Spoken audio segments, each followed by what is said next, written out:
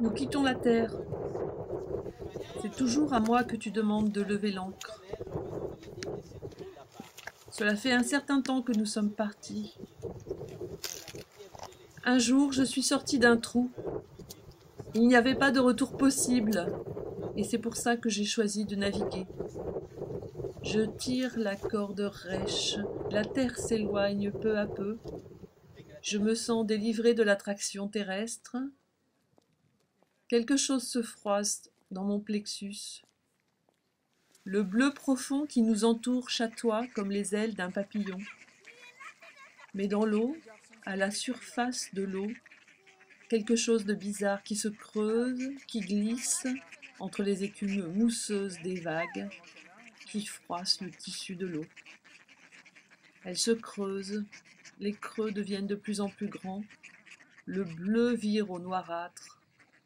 Nous entrons dans un espace qui monte et qui descend. Le bateau tape. Nous sommes attirés par un centre que je ne vois pas, que l'on devine derrière le cercle de ces vagues. Le cercle de plus en plus grand, de plus en plus haut, ses creux de plus en plus profonds. Nous sommes aspirés dans un trou dans la mer, un gouffre qui inspire tout. Les bateaux, les troncs d'arbres, les oiseaux.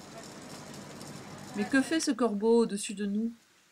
Un oiseau dans le ciel, alors qu'il n'y a pas de terre à l'horizon. D'où vient-il?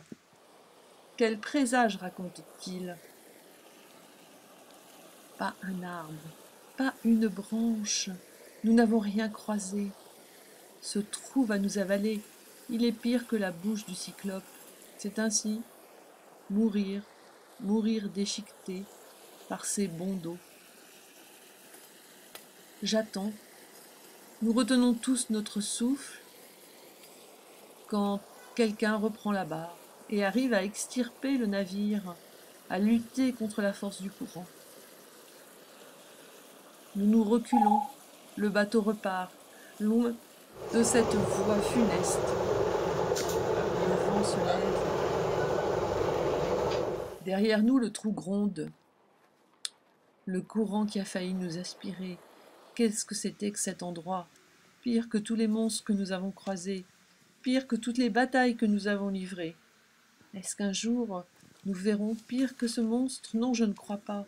Quand le bateau s'éloigne et que, harassé, tu t'effondres sur le pont.